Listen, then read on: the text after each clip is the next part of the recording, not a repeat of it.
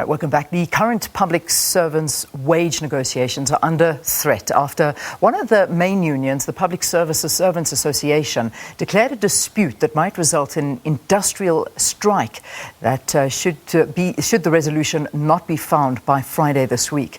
Now, this comes after the government offered the public servants unions a wage increase offer of 1.5%. The Minister of Public Service and Administration, Senzo Mchunu, has accused the PSA of posturing and grandstanding in respect of the current public service wage negotiations, while PSA has responded saying that the employer is afraid to engage in a fair negotiation process.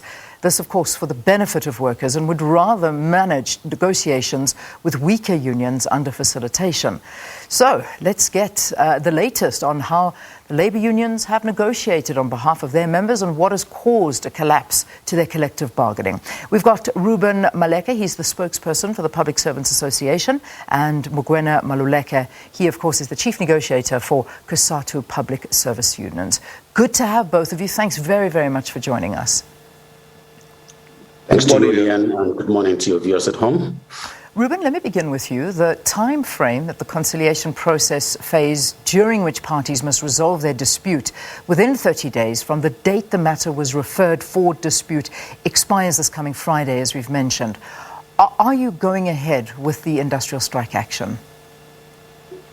Yeah, thank you very much. Yes, indeed.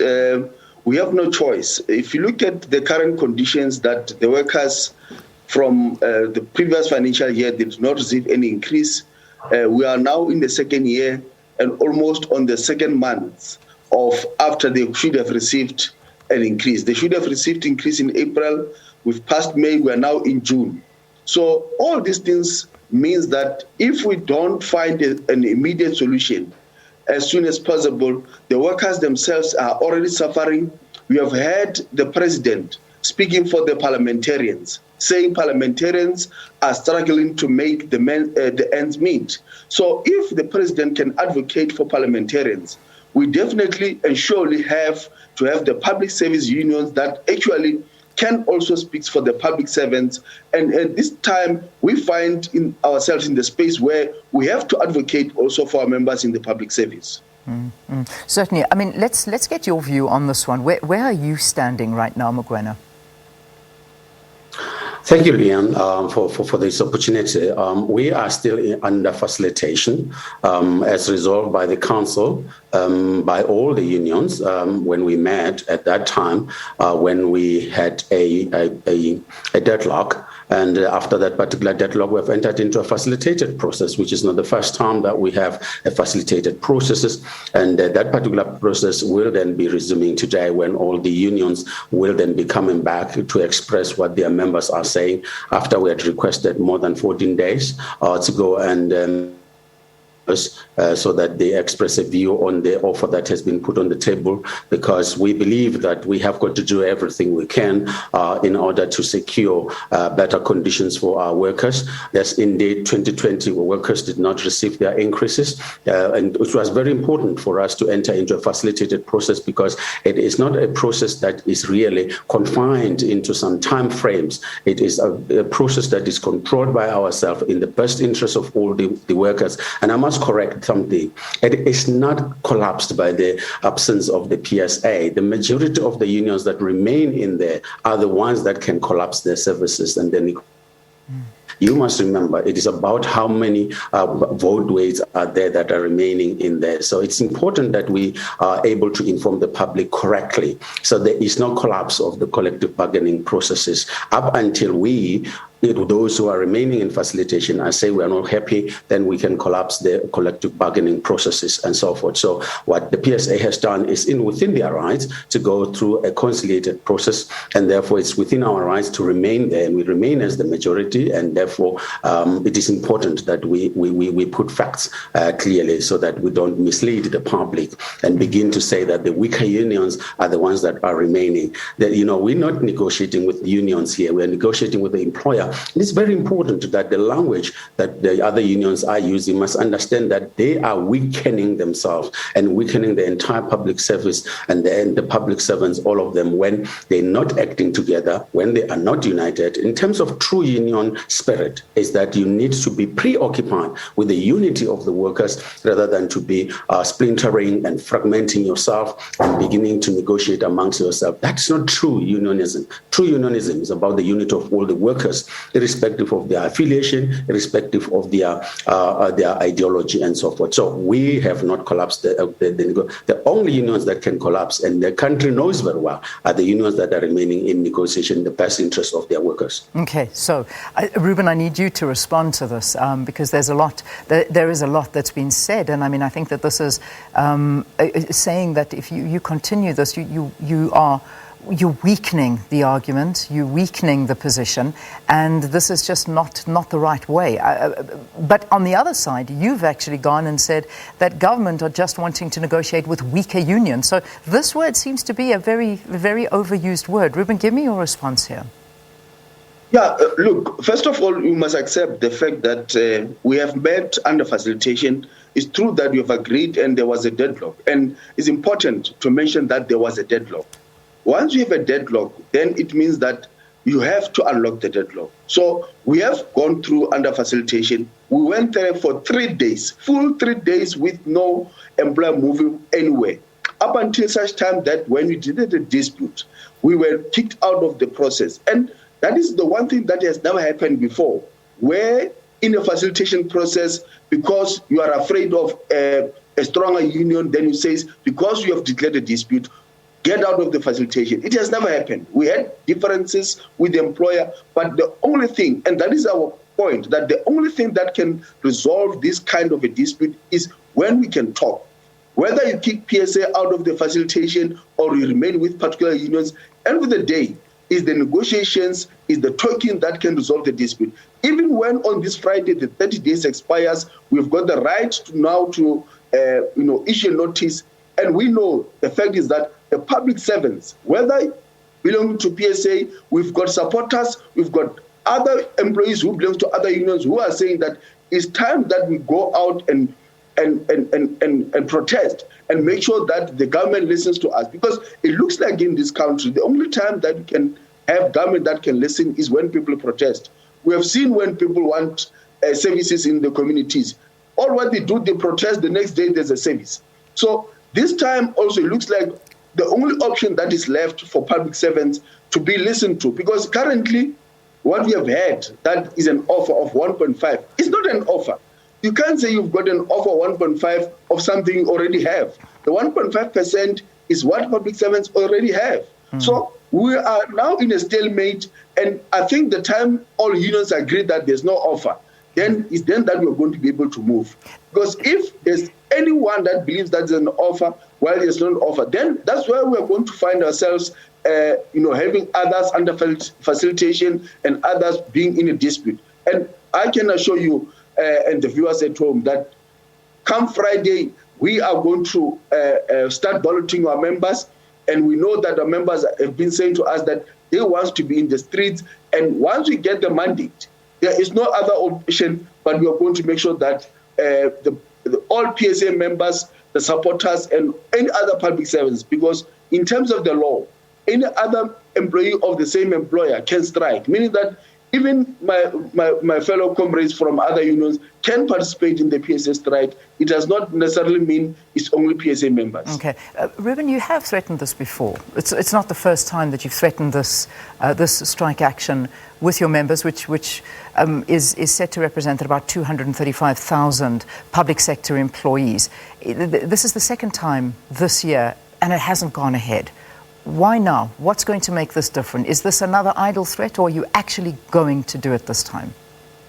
Look, definitely when you talk about, and we have been saying consistently so, that a strike is the last resort. After following all processes, after all making all attempts, I can assure you, on last week when we met with the employer on the 3rd of June, in an attempt to find a solution, we said to the employer, stop this thing of coming with tactics of saying the dispute is premature, you can't conciliate. Because even if you can't conciliate, the end product of the whole issue is that there must be a solution. Even if we go on strike, end of the day, there must be a solution. So we have not been making threats without action. We know we have to follow a process. We have to follow the law. And we are at a point that we are saying we have reached the provisions of the Act. Come Friday is the last date of the 30 days that must expire. Then we also, because it's a requirement in terms of the Act, also that unions that embark on industrial action must ballot their members. And that is the process that we are following. It's not an empty threat. It's not something that we are postponing and we have postponed before. It's a process that we are following. And this time we are coming to an end of it. And we are going to make sure that the only way that we can be listened to is to go to the union building, speak to the president. We believe that the president can listen. He has advocated for parliamentarians. He must also advocate for us as public servants. How, Mugwena, let's speak to you and find out. I mean, you represent COSATU's Public Service Unions. I mean, this includes DENOSA, POPCRU, SATU. There are a lot of members. So you're still in negotiations, and I can imagine, as you rightly said, that the fact that unions are divided right now, it weakens the position for the workers. What are your workers saying? I mean, these negotiations that are ongoing, what are you still negotiating? Because government has said they cannot afford it, and I'm not sure they're going to move. So what are you hoping that you're going to achieve from these talks?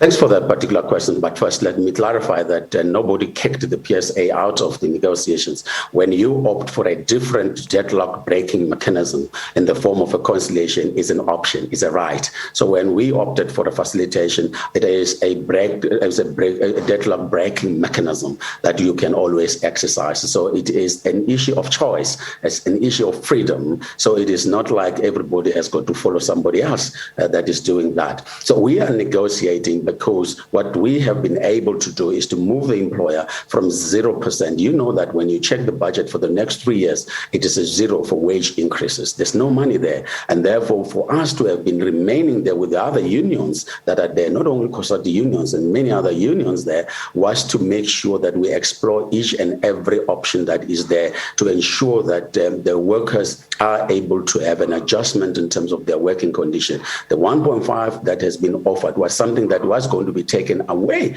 by the employer, because the employer was targeting all the allowances because of the fact that they were saying that the government does not have money. So the workers were going to lose more because all their allowances were going to be taken. The 1.5 in terms of the the progression and the PMDS in terms of the rank and leg were going to be taken by the employer. We secured those particular allowances back into the public service, and the public servants will then be able to enjoy them. So even that particular 1.5% is not only given to those who are going to be qualifying, because it is given to all, even those who are not qualified. And the 978 rand that is given as a cash or a cash gratuity is an offer. And we need to recognize that as an offer, and therefore go back into the facilitation process and push as much as we can. If we don't find a solution, is then that we can be able to say, look, we have done everything, our members. We wanted to ensure that you don't go and strike on behalf of other people who keep on saying they'll go on strike and they don't go on strike. Go back to 2007. We go on strike. The PSA only came few people and joined us for one day. We in 2010, the same thing that has happened. Our members are tired, sick and tired of striking for other people. There is no member of SATU that is going to join a strike that is not called by SATU. There's no member of NEHA who's going to join a strike that is called by another union. We know the history will tell you, Leanne, it is COSATU unions that has got a history of striking, and we are the only one who can shut down the public service because we have that particular thing. We don't want to wish the PSA luck, because you don't take supporters, you take your members to the strike. We don't want our members to be misled and believe that they can go and join a strike that they have not been balloted for. They shall have not been balloted. Their members, as the PSA, will be balloted for. Our members shall not have been balloted. So why would they be able to go on strike when they have not been balloted for? So I think we need to be factual sure when we are dealing with these particular issues, this is about the workers. It's not about us being grandstanding. It's not about us to be embarking on a recruitment campaign during a negotiation. We must stop this thing. Unite the workers behind, and therefore you'll be united, you stand united, you are stronger. We drive the inspiration when we are united. We don't derive the inspiration when we are divided. We don't want this particular division and so forth. We have history. The history tells you in this country, COSATU unions are not the weakest. But when we are negotiating under very difficult circumstances that we find ourselves here, we've got to be very creative. We've got to be innovative. We must not go and take the members into a slaughterhouse that we know that they're going to be slaughtered in terms of no work, no pay, when we have not done our work as the union. Let's do our work first before we take the workers there to go and lose so much money in an economic condition that is so devastating and so forth. So I want us to tell the facts to the public servant. No worker must ever be misled that you can go and join. If you have not been balloted, you have not been balloted. We will ballot our members when the right time comes. And you know that, Leanne, we have that history. We have the track record. So we don't speak, we act. All right. So let's get a final word again from you on behalf of the PSA. So even though government has claimed that the civil service wage bill is unsustainable and bloated, we know where we're at as a country. We know and we understand very much so the plight of the worker. The worker has been at the forefront of all of this, particularly during these very, very difficult times that we've been in. However, government are just saying they can't do more. So from the PSA side, are you not prepared to carry on the wage negotiations at all? Is that your final stance, that you're going to break away from these talks completely and embark on strike action? And is that the route? No other option available to your members? Look, the option is to, when we can talk to the employer who can listen to us. And I'm just now confirmed now from Mr. Maluleke that there's no offer. All what they did is to secure what they already had. And he's just said that no, it was also to make sure that they secure the allowances that were there, like pay progression. And that tells you that we had demands. And the question that should arise, and the members must ask that, what were the demands? And if we're at a point that the employers not address the demands and just secured all what we have, and then we believe that we have an offer. And that is why PSA is now where it is, because we cannot accept that an offer. And surely, if we've got an employer who can come to and talk to us, and because remember I've said that for 3 days we went through a facilitation. The employer just kept quiet. On the 3rd of June, we spoke to the employer in a conciliation. The employer kept quiet. So if you've got employer representative or negotiators who can't speak, what do you do as a union? Because it has always been that in negotiations, when there's a deadlock or there's facilitation or there's conciliation, there's even caucuses, there's even talks outside of even the facilitation. But you will never see any employer negotiator talking to anyone. They are not talking to all unions. They are just keeping quiet. They are now being under facilitation. So what's the point of having employer negotiators who can speak? So that is the problem that we are sitting with, and that is why today all these divisions and all this kind of non-progress in negotiations is because the employer has no capacity to negotiate. And we are saying perhaps the only way to listen to us is to find ourselves having to ballot our members and going on strike. And we're not going to only now look at whether there's going to get a support from COSATU or not. We have done so in 2010. In fact, to correct Mr. Maluleke, in 2010, we are the only union that went out the first time alone as PSA on that particular day, and all other subsequent days that COSATU joined us later. And we went on strike and pulled the strike as PSA. So it's not something that is new. And I know that there's always, these rumors and, saying that PSA cannot pull a strike. We have participated in many of the strikes in the public service through our members who were determined to see that some of the conditions are being achieved. And like I've said, in 2010, we went there alone the first time, and they joined us later. So we are prepared to even go this year, 2021, to make sure that we pull the strike, we make sure that the public servants are taken serious by this employer. Gentlemen, I've got to leave it there. Thank you. Thanks very much for talking to us, giving us both sides. And that was Reuben Maleka, spokesperson for the Public Servants Association, saying that if things carry on, Friday is going to be a strike day. That's when it ends, and they are saying that they are going to be urging their members to go on strike. Mugwena Maluleke, however, chief negotiator with COSATU Public Service Unions, saying that they will continue with the negotiations and are not ready to go on a major strike. So that is all about the public service wage negotiations. Right, we leave it there. Let's quickly get into our news at